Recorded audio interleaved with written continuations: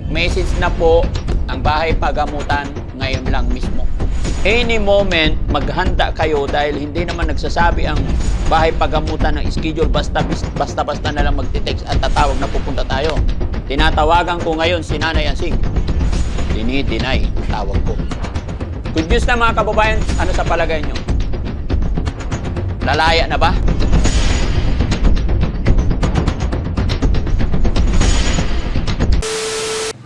Ayun mga kababayan, mga kabarangay, magandang gabi po sa atin lahat.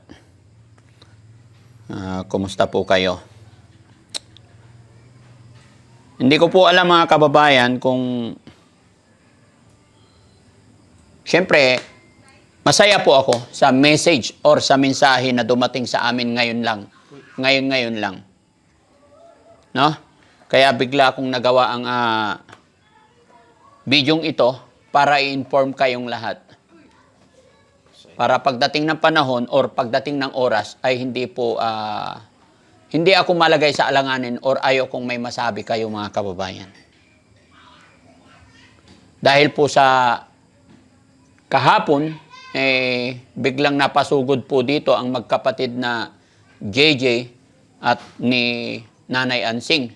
So, nung dumating bigla sila nagulat ako, kala ko kung ano na.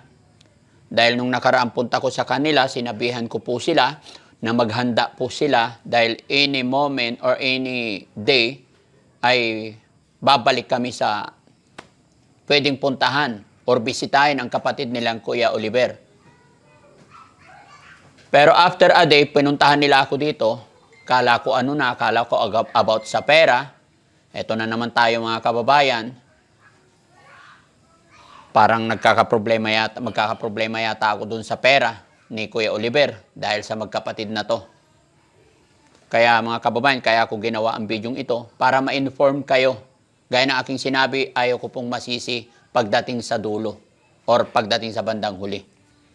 At ito na nga mga kababayan, after nga pong nagpunta dito, napasugod, okay na rin, napakiusapan ko naman ng maayos. Medyo sumasakit ang bato ko pagdating sa Nanay Ansing at JJ ang pinag-uusapan mga kababayan eh. Kaya minsan, basta. Ayun, napakiusapan ko naman nung nagpunta sila rito at hanggang umabot yung usapin namin na hingin na lang ng Christmas. At the same time, hindi pa rin nakalusot, may dala pang listahan. Kung napanood nyo yung upload namin kahapon mga kababayan, may dalang listahan dahil nilista na daw ng asawa niya yung mga kukulamber ba yung mga nandun, tsaka yero, pako. At hindi pa raw nakasama dun yung hollow blocks.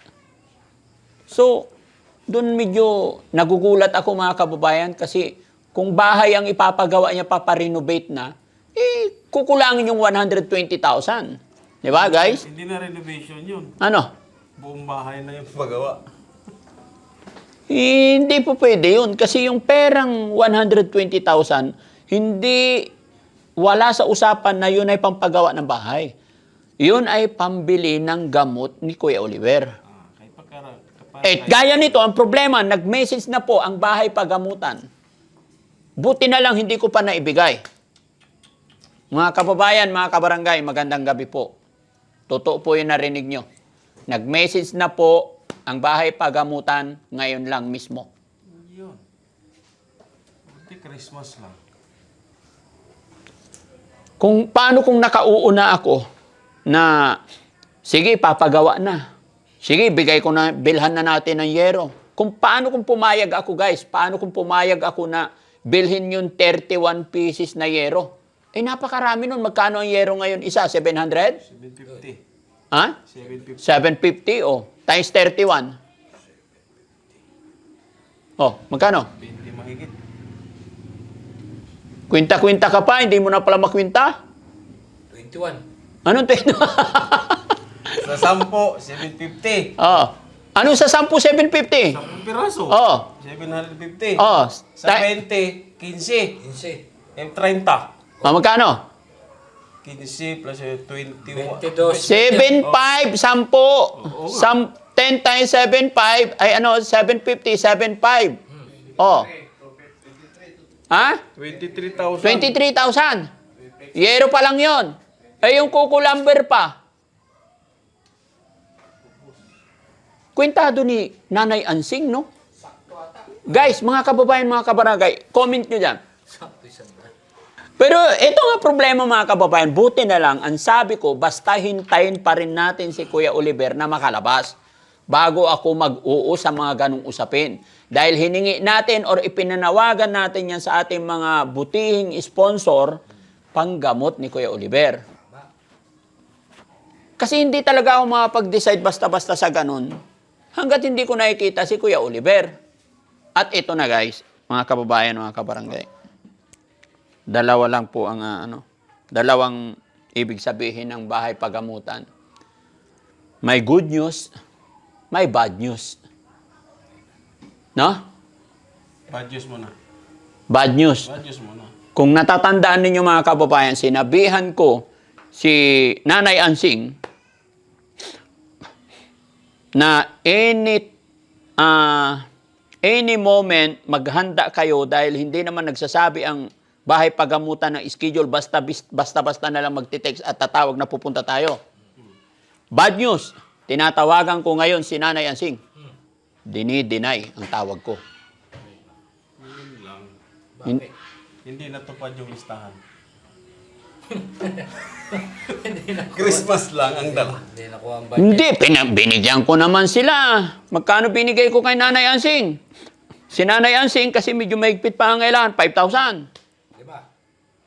5,000 nga. 5,000. Si Kuya JJ, 3,000 lang kasi baka ibili niya ng Gatorade. Eh pumunta dito, nakita lang niya si Yaya eh. Nanliligaw na. Di ba mga kababayan? Pero yan, walang problema yun. Malay mo, baka nagjo-joke lang yun. No? So yun yung pero walang cellphone kasi si Kuya JJ. Pero si Nanay Ansing, pinipindot eh. Pag tumatawag ako eh. Dalawa. Dalawa cellphone. Ibig sabihin, binababa niya yung tawag mo. Dinideny. Napatay. Binababa. Napatay. Oh. Bakit? Hindi nga natupad Aywan. yung listahan. Baka alam niya na pupunta tayo ng Maynila. Kasi mga kababayan, ito na po yung sinasabi ko. Ang sabi ko nakaraan, ang bahay pagamutan, hindi naman tayo lang ang kanilang guest. Kaya hindi nila basta-basta mabigyan pa ng schedule. Kasi kung ikaw na pamilya, alam mo nandoon ng pamilya mo, pasyente mo, dapat attentive ka. Di ba? Kaya hindi na kailangan ng schedule. Sa dami ng alaga din nila. Kaya naintindihan ko rin yung bahay pagamutan. Ito, para yung good news. News. Good news na mga kababayan, sa palagay nyo? Lalaya na ba? Ito. Magandang araw po. Bahay pagamutan po ito kung saan ninyo dinala ang inyong kapatid na si Partido. Yan. Tumatawag po kami sa inyo para sana makipag-coordinate. Para anumang oras ang inyong pasyente ay pwede na pong ma-discharge. Yun ang good news mga kababayan. So, meron na po kasing doctor order na ang pasyente ay madi-discharge na po kahit sa lalong madaling panahon. Maraming salamat. Lubos na gumagalang, Charo Santos. Hindi po, joke lang. May charo ah. Ayan. So yun mga kababayan. Kaya ako tinipon itong mga to para pag-usapan. Hindi na rin kasi pwede ngayon kasi maghapon kaming gumala mga kababayan. Maghapon po kami na sa galaan, may pinuntahan kami, hindi na pwede. Pagod na po si Kuya Rizky. Pagod na po siya mga kababayan. Mahirap din naman kasi pabiyahe tayo ng alanganin sa oras. Ano yan? Weekdays siya pupunta doon. Anong weekdays? Baka sarado. Hindi nagsasara yun. Hospital? O 24 hours a day, 7 days a week. 24 hours, anytime, pwede ka pumasok.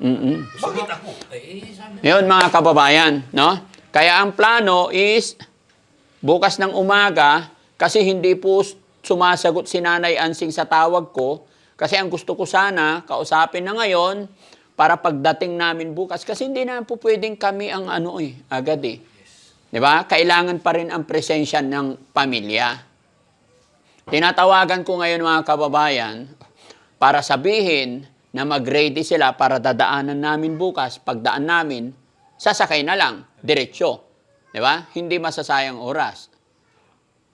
Eh baka bukas pagdating, may pinuntahan. Ligo pa. Baka bukas may aani ng palay. Baka bukas maliligo pa. Sayang din ang oras, di ba? Dati, ilang oras na nag-antay to. Pero wala tayong magagawa mga kababayan. Honestly, masaya po ako dahil sa balitang ito. Medyo nadidisappoint lang po ako dahil sa kapatid na yun, pagdating sa babiyahe, pupuntahan, medyo nahirapan po kami. Pero pagka about 120, medyo mabilis. Mabilis, mahabang listahan. Saan magpipi? Di ba? Ang mahaba listahan? Oo. Yun, pag usapang 120, mabilis. mabilis. Pero pag usapang babiyahe papunta doon, medyo hirap kami mga kababayan. Pero ang tanong mga kababayan, comment nyo dyan at bigyan nyo ako ng bigyan nyo ako ng opinion ninyong lahat. Ako'y nakikiusap para hindi po ako magkamali. Gaya ng aking sinabi, ang inyong lingkod, kami po ay hindi perpektong tao. Nagkakamali rin po ako, kaya kumukuha ako ng opinion ng karamihan.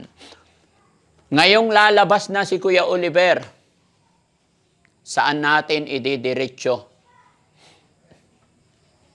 Saan mo gusto? Although hindi pa natin alam mga kababayan kung ano ang itsura or status ni Kuya Oliver. Blanco pa po kami. Pero I'm sure mga kababayan, kagaya ng mga naunang pasyente na alaga namin, hindi porkit pinalabas yan ay 100% okay na. Possible yan na maraming bibilhin pang gamot, possible na aalagaan pa, or possible na babalik pa yan after a month. Sigurado po ako dyan. May follow-up, check-up po yan mga kababayan. Kaya mga kababayan, bigyan nyo po ako ng opinion nyo kung saan natin ididiretso si Kuya Oliver kasi ayaw kong magkamali. Loobin sana ng Panginoon mga kababayan na si Kuya Oliver na iti-turn over sa atin is okay na.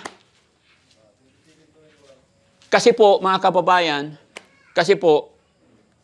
ayaw kong magkamali po dahil ayaw kong bumalik sa dati si Kuya Oliver.